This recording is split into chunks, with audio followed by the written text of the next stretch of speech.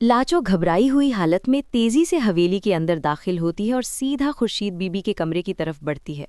उसकी सांस फूली हुई होती है और आवाज़ कपकपा रही होती है। वो दरवाज़ा बंद करके धीमी मगर खौफजदा आवाज़ में बताती है कि गुलाम सुंदरी को हवेली ले आया है और जानदार ने सख्त अल्फाज में धमकी दी है कि अगर वो लड़की यहाँ से ना गई तो सबको घर से निकाल दिया जाएगा। ये सुनते ही बरसों से कमरे में कैद खुर्शीद के चेहरे का रंग बदल जाता है। उसकी आंखों में बरसों का दर्द और जुदाई एक साथ उमड़ आती है। वो अपनी बेटी की खातिर पहली बार कमजोरी छोड़कर खड़ी होती है और कांपते कदमों से बाहर निकलती है, जैसे आज एक माँ अपनी तकदीर का फैसला करने जा रही हो। खुर्शीद जैसे ही सहन में पहुंचती है तो सुंदरी को देखकर उसके जब्त के बंध टूट जाते हैं। वो दौड़कर बेटी को गले लगा लेती है और ज़ारों कटार रोने लगती है। बरसों की जुदाई और जुल्म की दास्तान उसके आंसुओं में बहने लगती है। सुंदरी हैरान होती है, मगर माँ की आगोश में उसे एक अजीब सा सुकून महसूस होता है। आसपास खड़े लोग साकित रह जाते हैं, क्योंकि पहली बार खुर्शीद अपने कमरे से बाहर निकली होती है। इसी लम्हे वो अपनी बेटी से सच जानती है और उसके अंदर की खामोश औरत एक मजबूत माँ में बदल जाती है।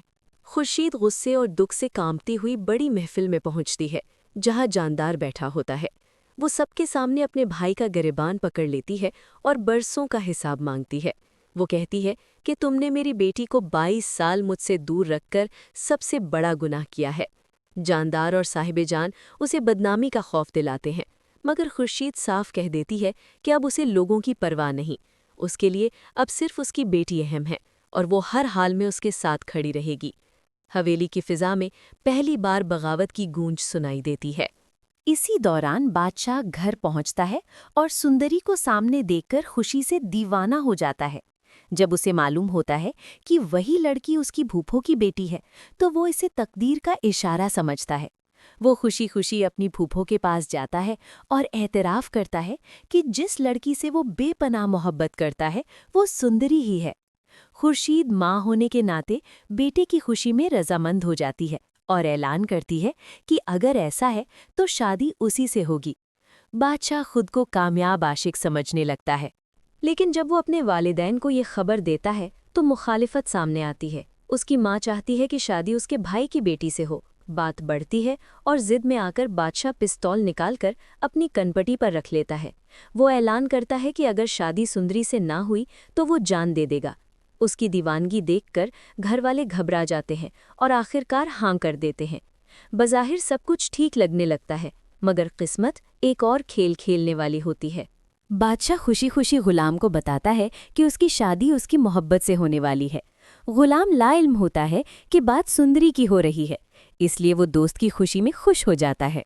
दूसरी तरफ खुर्शीद सुंदरी से पूछती है कि क्या वो जानदार के बेटे से शादी पर राजी है। सुंदरी को गलतफहमी होती है कि बात गुलाम की हो रही है, क्योंकि वो समझती है गुलाम ही जानदार का बेटा है। वो मुस्कुराकर हाँ कर देती है और तकदीर एक खतरनाक मोड़ ले लेती है। हवेली में शादी की तैयारियां जोरों शोर से शुरू हो जाती हैं। ढोल की थाप, मेहंदी की रस्म, रोशनियों से सजी दीवारें और खुशी का शोर हर तरफ फैल जाता है। मौलवी साहब को बुलाया जाता है और निकाह की महफिल सजती है। सबको यकीन होता है कि आज दो दिल एक होने जा रहे हैं, मगर किसी को अंदाज़ा नहीं कि एक नाम सारी खुशियों को राख बना देगा। मौलवी साहब निकाह शुरू करते हैं और बादशाह से पूछते हैं कि क्या उसे सुंदरी कबूल है। वो बुलंद आवाज़ में खुशी से कबूल है कहता है। फिर जब सुंदरी से सवाल किया जाता है और उसे मालूम होता है कि दूल्हा बादशाह है, तो उसके कदमों तले ज़मीन निकल जाती है। वो चीख कर कहती है कि वो बादशाह से नहीं बल्कि गुलाम से मोहब्बत करती है। महफिल में सन्नाटा छा जाता है और सबके चेहरे जर्द पड़ जाते हैं।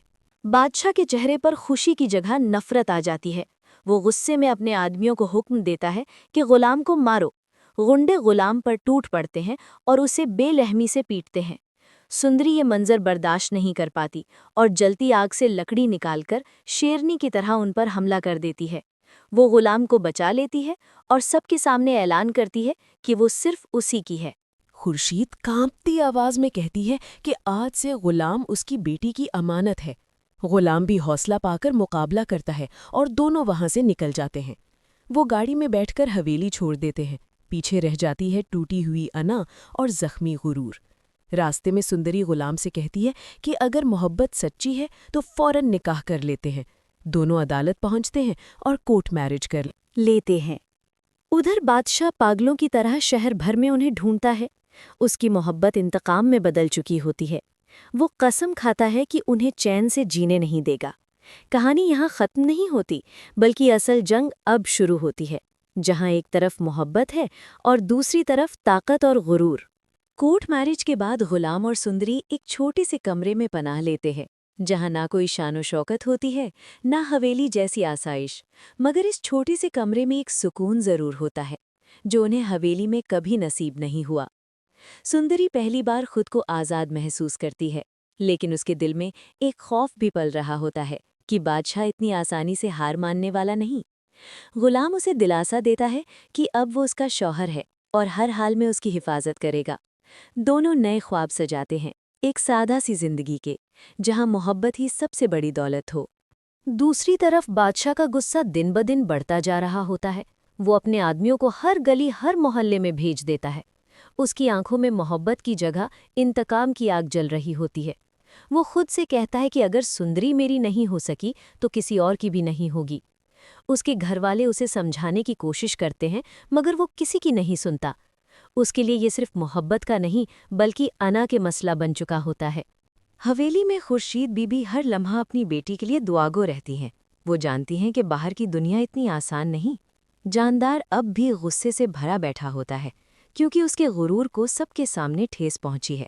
وہ کہتا ہے کہ غلام کو اس حرکت کی سزا ضرور ملے گی۔ حویلی کی فضا ایک بار پھر سازشوں سے بھر جاتی ہے اور لگتا ہے جیسے کوئی طوفان آنے والا ہو۔ ایک رات جب غلام کام سے واپس آ رہا ہوتا ہے تو اسے محسوس ہوتا ہے کہ کوئی اس کا پیچھا کر رہا ہے۔ وہ تیز قدموں سے چلنے لگتا ہے، مگر اچانک چند آدمی اس پر حملہ کر دیتے ہیں۔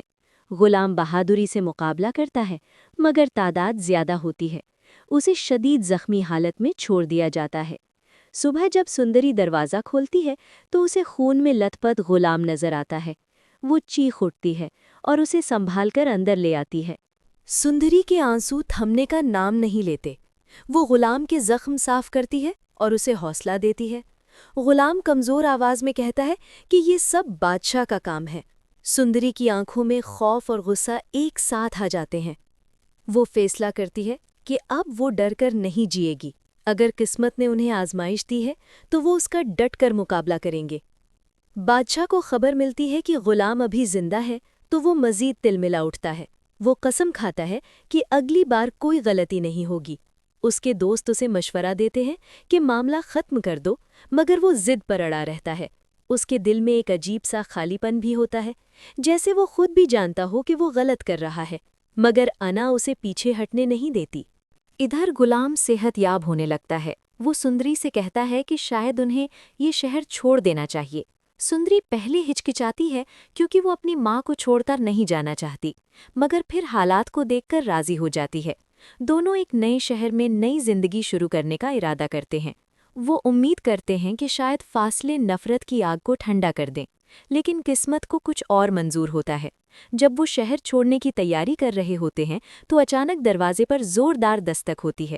سندری گھبرا جاتی ہے اور غلام اسے پیچھے ہٹنے کا اشارہ کرتا ہے۔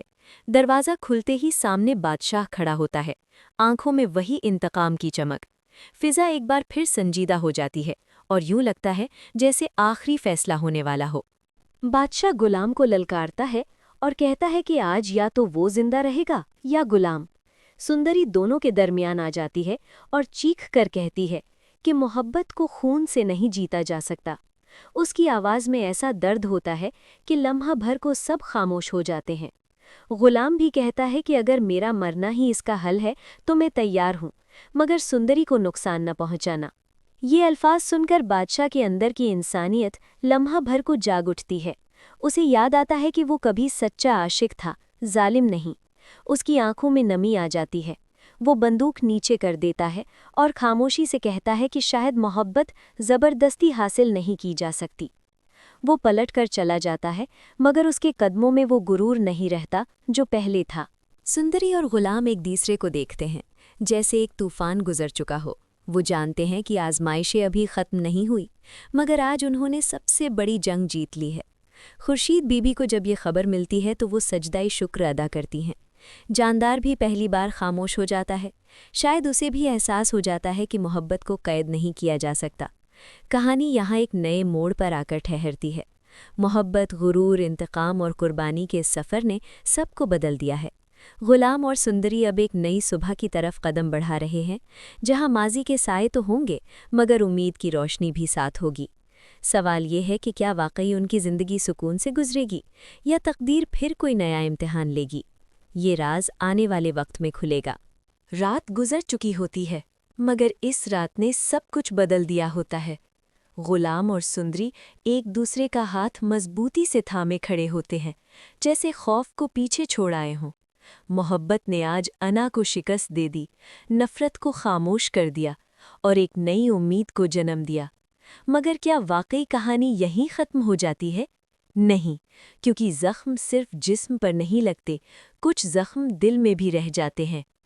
بادشاہ دور جا تو چکا ہے مگر اس کی آنکھوں کی نمی بتا رہی تھی کہ وہ اندر سے ٹوٹ چکا ہے۔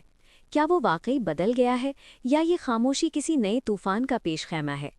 حویلی میں جاندار کی خاموشی بھی سوال بن چکی ہے۔ کیا وہ اپنی ہار قبول کر لے گا یا غلام سے بدلہ لینے کے لیے کوئی نیا کھیل رچے گا؟ سندری اپنی ماں خورشید کے گلے لگتی ہے تو برسوں کی جدائی کے آنسو بہنے لگتے ہیں، مگر قسمت کی کتاب ابھی بند نہیں ہوئی، کیونکہ محبت کا سفر آسان نہیں ہوتا، اس میں امتحان بھی آتے ہیں اور قربانیاں بھی۔ غلام نے آج ہمت دکھائی ہے، مگر کیا وہ ہر آزمائش میں اتنا ہی مضبوط رہ پائے گا؟ دوستو، اگر آپ جاننا چاہتے ہیں کہ آگے کیا ہوگا، کیا بادشاہ واقعی پیچھے ہٹ گیا ہے؟ کیا غلام اور سندری کی نئی زندگی سکون سے شروع ہو پائے گی یا تقدیر ایک بار پھر ان کے دروازے پر دستک دے گی؟ تو جڑے رہیے اناویہ ٹی وی ڈرامہ کے ساتھ، کیونکہ یہاں ہم آپ کے لیے لاتے ہیں ہر ڈرامے کی مکمل کہانی، جذباتی تجزیہ اور زبردست پریڈکشنز۔ ویڈیو کو لائک، شیئر اور سبسکرائب کرنا مت بھولیے گا، کیونکہ اگلا موڑ آپ کو حیران کر دے گا۔